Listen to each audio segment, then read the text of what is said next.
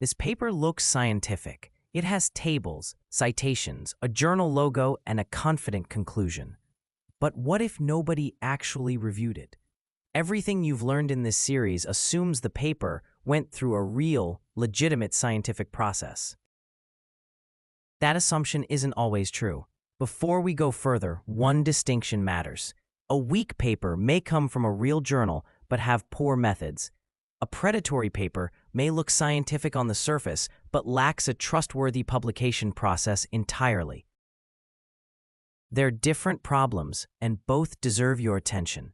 There are 4 things you check: the journal, the claims, the funding and conflicts of interest, and the overall presentation. The first is the journal. Ask yourself, can I verify this journal? Legitimate journals have real editorial boards, genuine peer review, and a track record you can check. Predatory journals exist mainly to collect publication fees. With little real review, almost anything submitted gets published.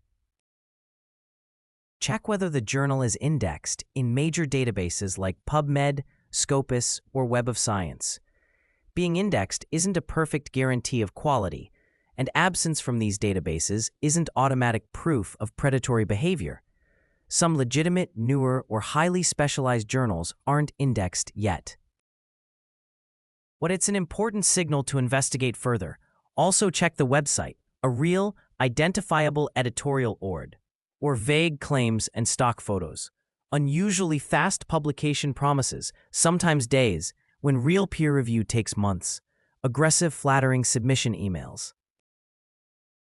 The second is whether the claims match the evidence. Ask yourself, do the claims match the methods and results?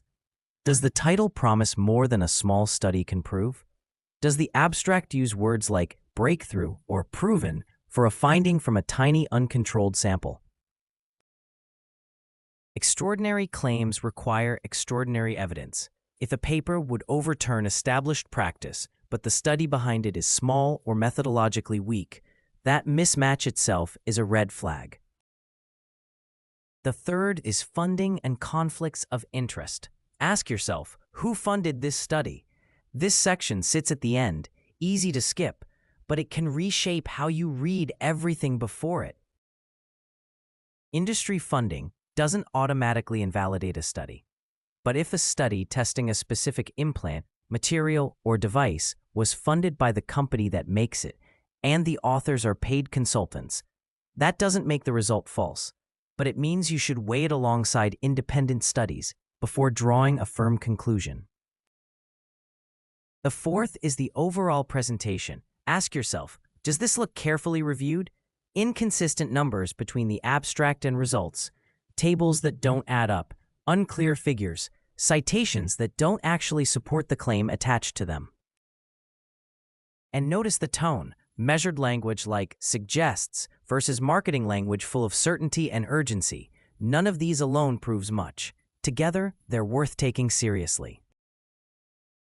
Before trusting any paper, run this checklist. Is the journal real and verifiable? Do the claims match the methods and results?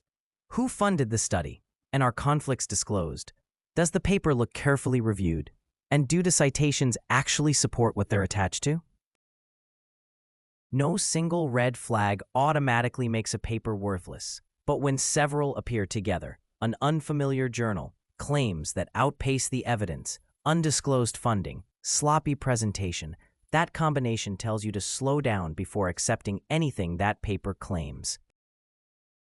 You now have every tool this series has built: how to identify study types, read a title in abstract, evaluate an introduction, dissect methods, results, and discussion, check references, and now recognize when a paper itself deserves real skepticism. Next episode, we bring it all together, one continuous, start-to-finish walkthrough of a real paper using every tool from this entire series in a single pass. Episode 13, Putting It All Together: How to Read a Scientific Paper. Dental Depth.